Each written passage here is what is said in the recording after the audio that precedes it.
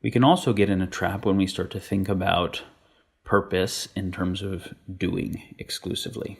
And so very commonly people think, what is the purpose of my life? And they think that there is an answer in words that relates to something that they're going to do.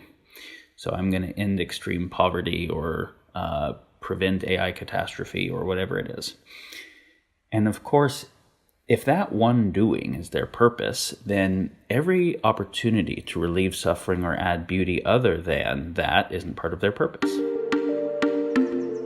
Welcome to 2050, the No Fluff podcast about the big picture, positive impact, and life purpose. This podcast inspires you to think big, create your life purpose, and make it happen. My name is Max Haag, and for this episode I spoke to Daniel Schmachtenberger. Daniel Schmachtenberger is a system thinker and thought leader. He is Director of Research and Development and a co-founder at the Neurohacker Collective, where he's focused on developing processes and technologies for advancing medicine and human optimization. This episode is a bit longer than usual, but well worth it. Daniel dives deep into the meaning and different dimensions of life purpose and shares his big picture view on civilization and the trajectory of the world. Hi, Daniel. Thank you for joining the 2050 podcast. Hey, Max. I'm happy to be here. Thanks for having me. Daniel, what is your life purpose?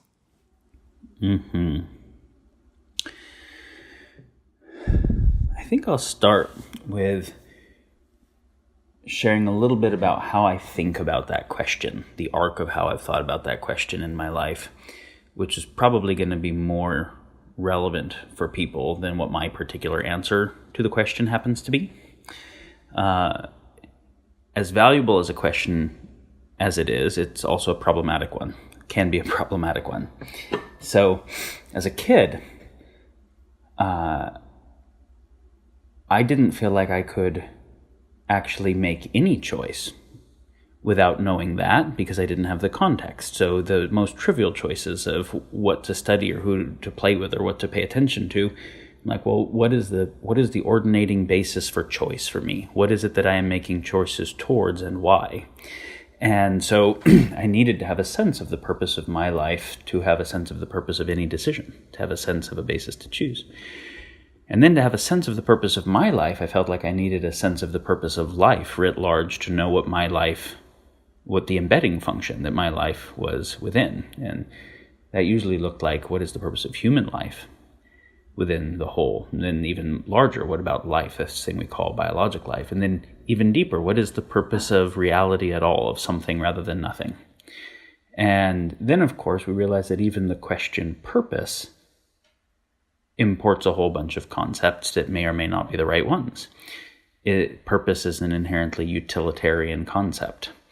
And so do I want to be asking what the purpose is, or do I want to be asking what the inherent value of life is? What I value? Do I want to ask what the meaningfulness and the basis for meaningfulness is? Do I want to ask what the nature of it is? So these are all non-synonyms and all deep in terms of value, meaning, purpose, and all deep questions, important ones. We can also get in a trap when we start to think about purpose in terms of doing exclusively. And so very commonly people think, what is the purpose of my life? And they think that there is an answer in words that relates to something that they're going to do. So I'm going to end extreme poverty or prevent AI catastrophe or whatever it is.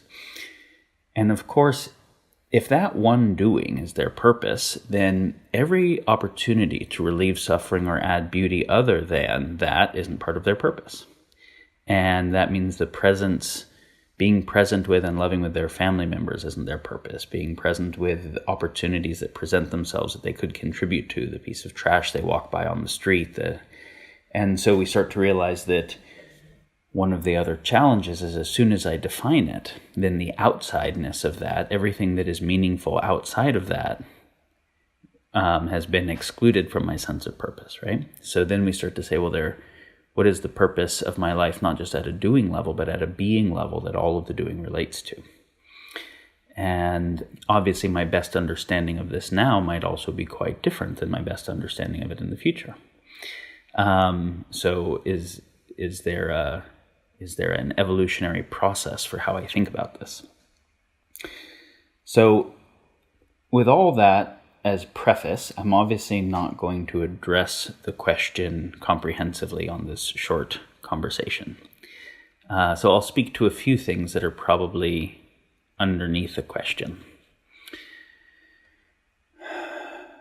I'll say a little bit more about, and I'm going to hold them as synonyms for now because the distinctions take more work philosophically and most people hold them as synonyms. So the purpose or the meaningfulness of life from a being and a doing and a becoming perspective. I'll just say a little bit about this and how they fit together. We can say that living a good life, living a meaningful, purposeful life, has different elements to it. And so I'm going to offer a little model here where there are there are three elements to living a meaningful life that are distinct, but all necessary. So we can talk about the being mode, in which one way of defining it is the purpose of life there is to appreciate the beauty of existence as deeply as I can, to take it in, to be moved by it, to experience it at depth. That the purposefulness and the value of a piece of art requires it being appreciated. There's the relationship between subject and object that is neither subject nor object, but that triplicate, the relationship where the meaningfulness comes. And so when I'm taking in the beauty of reality, reality is becoming more meaningful, the deeper that I'm taking it in, right? So we can think about purpose from the being point of view as being about endeavoring to be more present to reality as it is all the time. Then when we start to think about doing, we can say that doing is about adding to the beauty of reality, acting in ways that change reality with the hope, with the intent to add to the beauty of it in ways that will increase the potential for the experience of beauty for others, right? That will affect the being of others. When I think about becoming, I think about evolving my capacity for being and doing, increasing my capacity to both appreciate and add to the beauty of life. And so I get that being, doing, and becoming are all meaningful, and they're all meaningful only in relationship to each other. The doing, adding to the beauty of life, if that's all anyone did and no one actually appreciated it, would ultimately be baseless, etc. Right? So we can see how those are bound concepts. We can think about the being as related to our relationship to reality on the perceptual side and doing on the expressive side.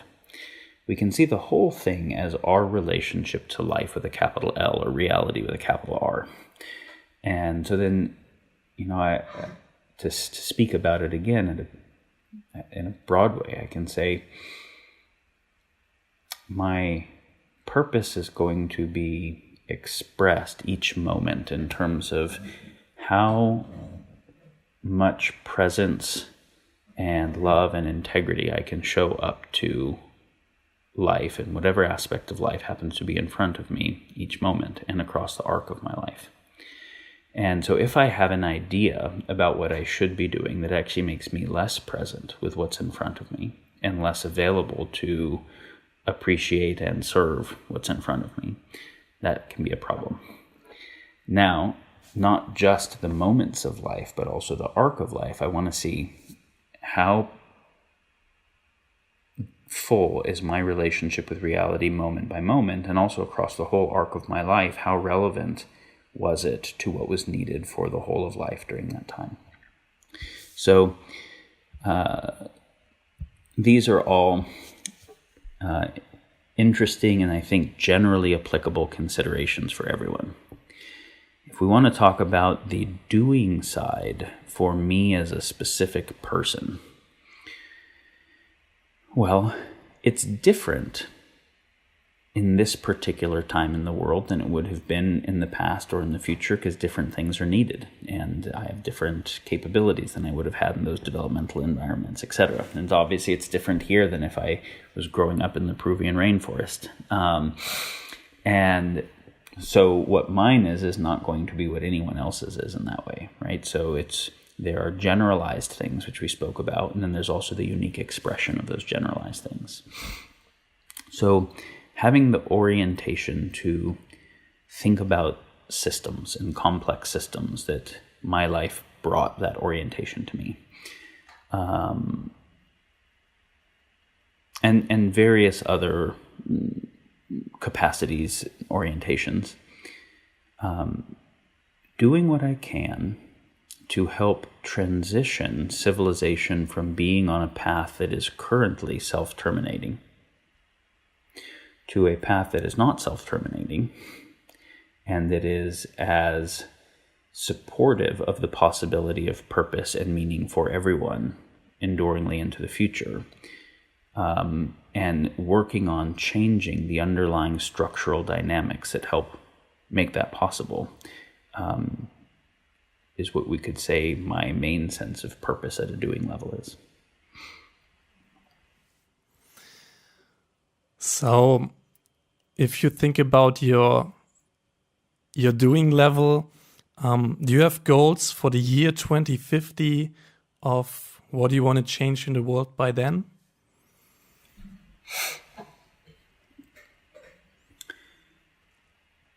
So 2050 is just over 30 years from now.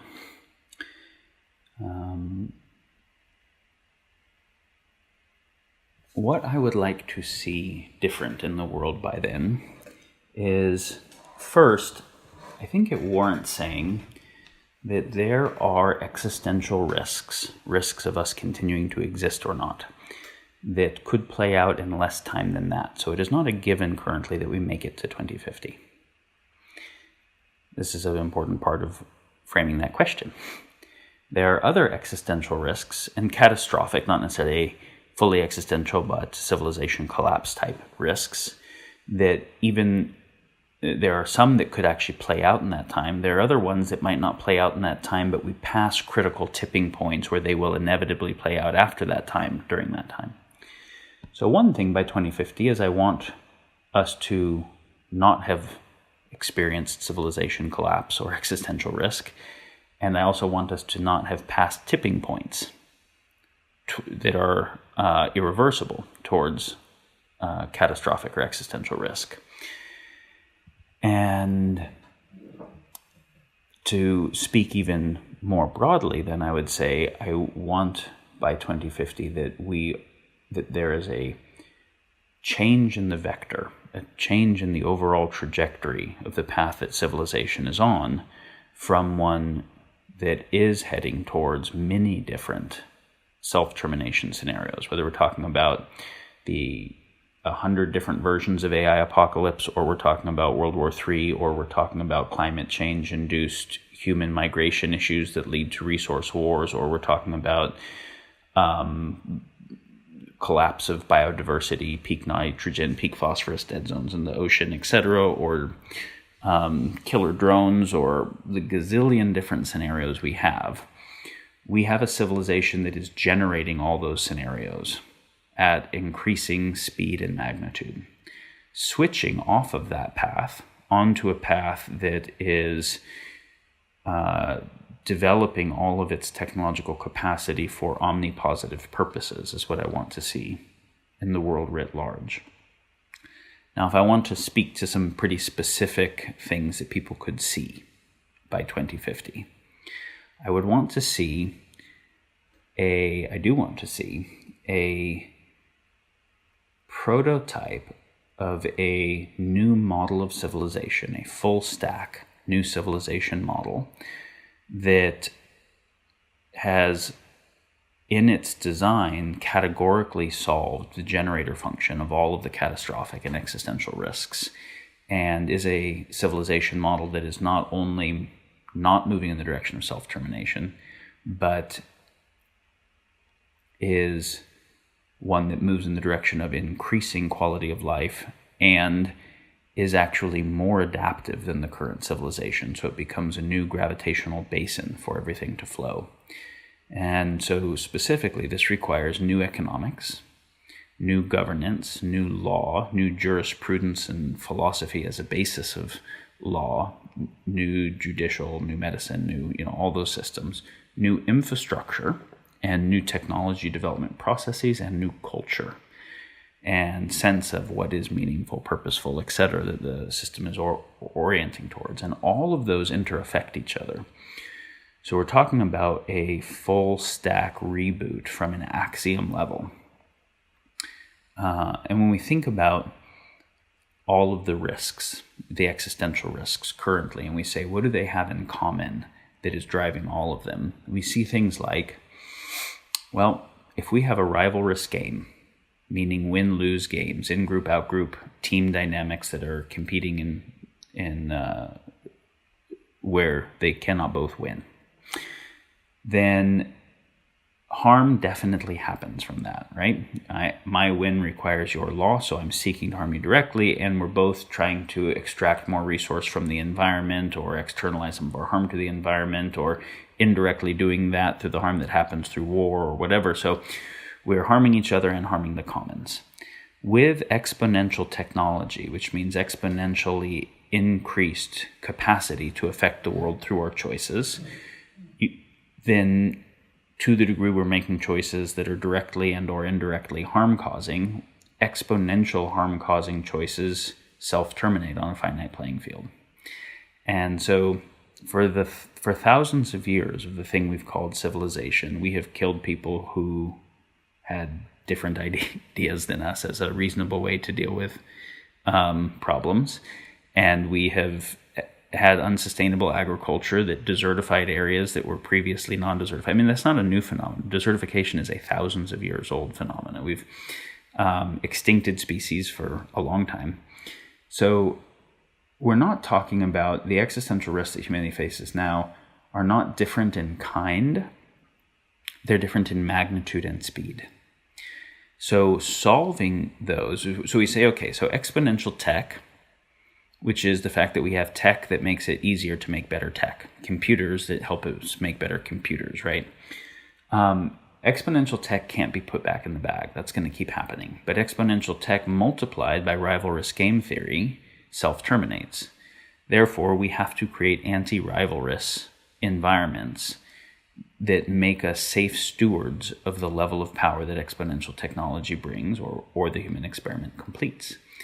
In a mythopoetic sense, we can say, as exponential technology is bringing us to have the power of gods, we have to have the love and wisdom and prudence of gods to guide the use of that power, or irresponsible use of that power will end up self-destructing. And so what does that look like? So when we talk about solving the generator function there to anti-rivalrous games, that doesn't just creating an anti-rivalrous environment obviously requires changing macroeconomics, because my balance sheet is the scorecard of a finite rivalrous game. It requires not having in-group, out-groups like nations. Those things become obsolete, or religions, or race identifications in any deep kind of sense, right? These are deep changes. It requires not having things like democracy, where we make a proposition that is ill-formed, where if the proposition goes through, it benefits something and harms something else. And if it doesn't go through, then something else is protected and something else is harmed, as opposed to had it went through, which will always lead to groups of people based on which of the needs that they have more cluster around one side versus the other, which now creates polarization and eventually radicalization, which then eventually has to be stabilized in war, but wars that we can't keep having with exponentially increasing military tech that become actually unwinnable.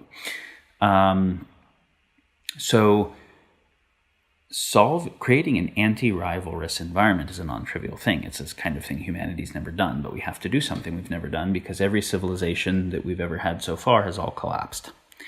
But now we have a fully global civilization where the collapse is actually catastrophic.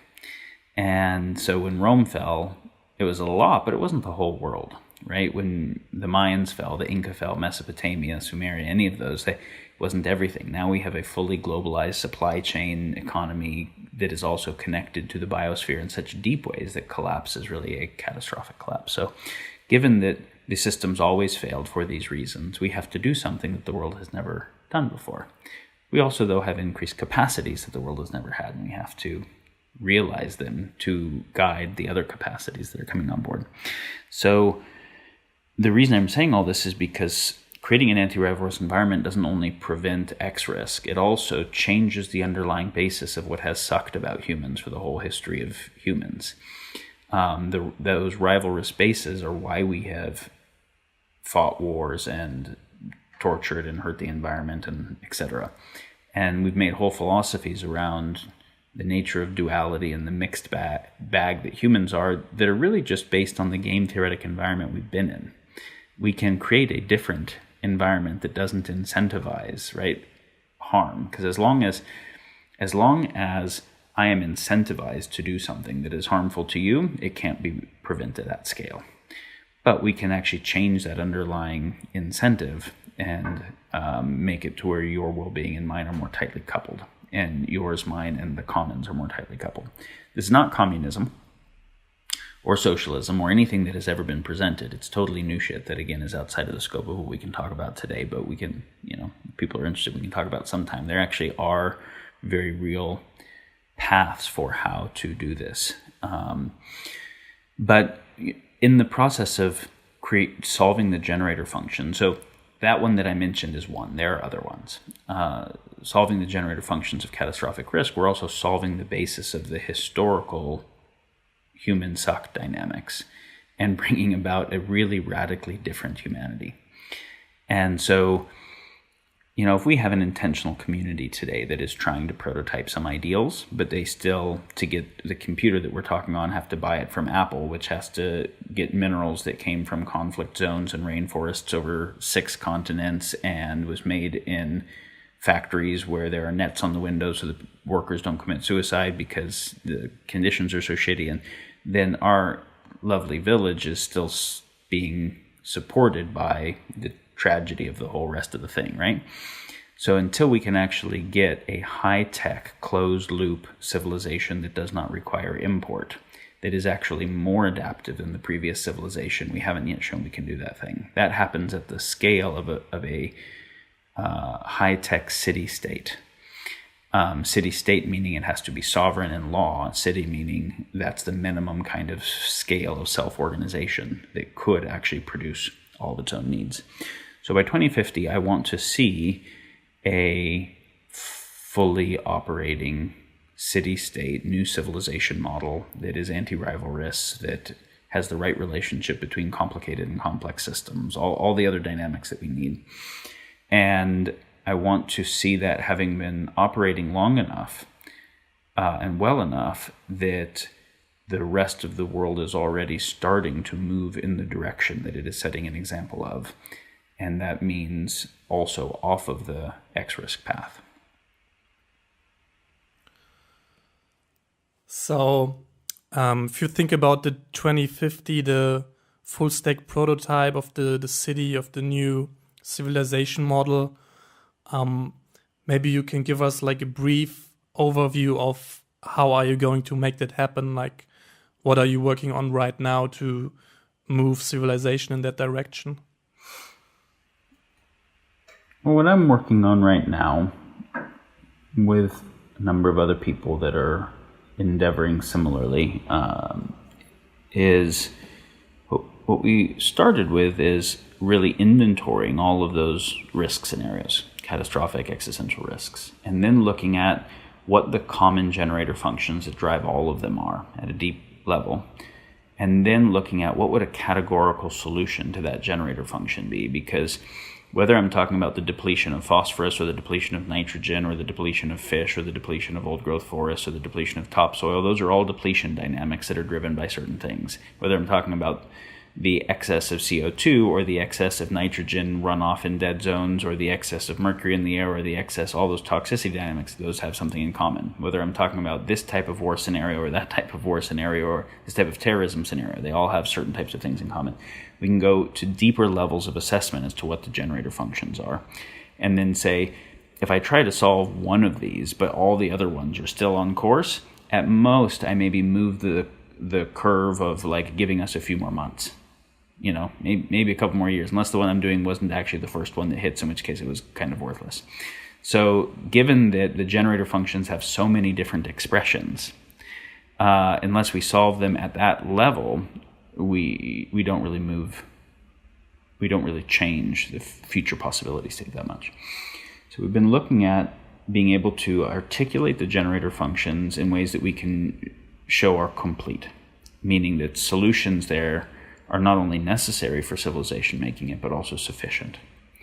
And then actually developing architectures for viable solutions to those, which means how would an economic system, a governance system, a legal system, an infrastructural system, etc., work that didn't do those things, right? That generated fundamentally different types of behaviors.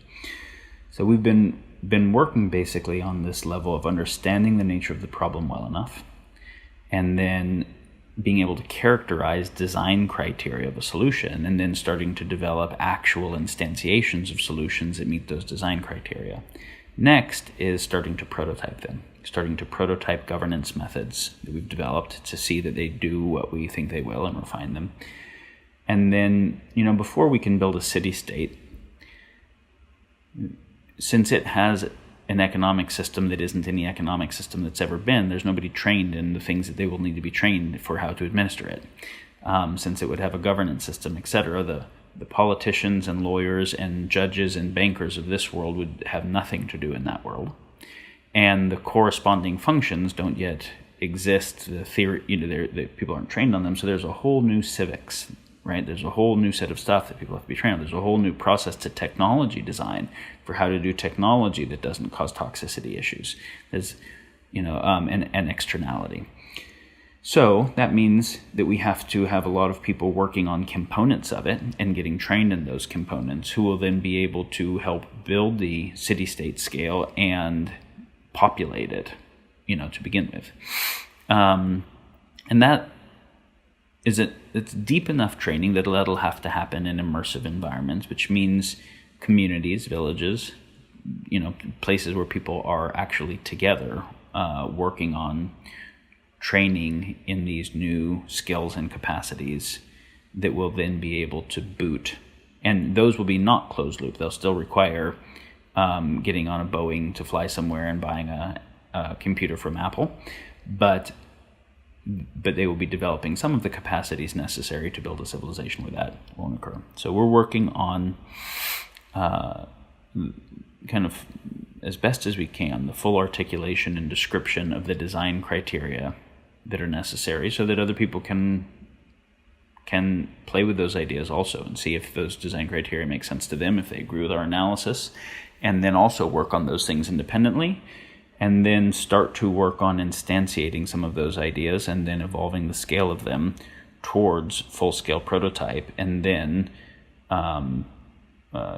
spread of that prototype. That prototype has to be not only right in kind, meaning that it has solved the generator functions, but it also has to be anti-fragile in the presence of the fact that the rest of the world is still rivalrous, and this is a new system. And it also has to be autopoietic, meaning it has to be able to expand and propagate itself.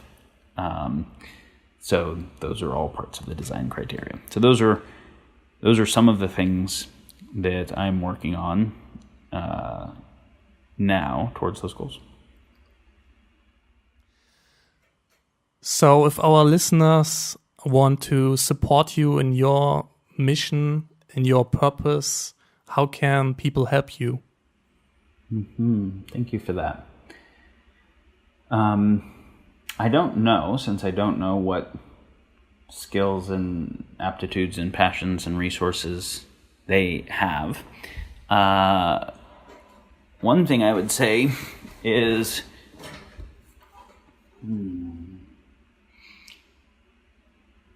it all needs done, right? It all needs done. So if someone currently is working on trying to solve coral reef issues, or carbon sequestration issues or AI risk issues, or whatever. And they have a path to make meaningful progress there. Keep doing that. Our chance of doing what we're doing depends on assuming that lots of people are trying to do lots of important things, right? So knowing that we're working on the same project at a meta level, the re-trajectorying of civilization to a better trajectory, that's one thing I would say. While those big projects are happening, the children still need raised, and old people need taken care of, and food needs grown, and all those things. And if you're doing those things, do them also with full presence, integrity, love, realizing that they're critical. And if those are the things for you to be doing. As far as the specific projects we're working on, go to my blog and read the stuff and see if it can, is compelling. I've only written the tiniest little bit of stuff on there. I have a few podcasts because mostly we've been focused on kind of the research and thinking about it more than sharing it just for a sheer time reason. But getting more educated is a valuable part of it. You can do a lot more that is relevant if you understand the nature of the problem space and the solution space better. And so in addition to my blog, there's a number of good resources, some of which I have linked on my blog to study. And already right now and over the next period, there's a lot of research we need to do. There's stuff that we need to write. There's piece of media to develop. So people who have those skills, people who have funds that could support people who have those skills, all of that is relevant. So if you feel called, send me a message. Great, Daniel. Thank you so much. That was a really fascinating, high macro overview of the world from your perspective, and I really appreciate you joining the 2050 podcast. I appreciate being on, and I appreciate the questions that you are asking people and the way that you are supporting people to think and inquire. Hi, beautiful people. I hope you enjoyed this conversation with Daniel. To learn more about his work and the Neurohacker Collective, check out the show notes and the blog article with all the relevant links. If you want more interesting interviews like this, you can help me by A, leaving a review for this podcast on iTunes, and B, letting me know if you know any interesting potential guests for the 2050 podcast. Just go to the contact page on 2050.org or write a comment on the blog post. Have a wonderful day.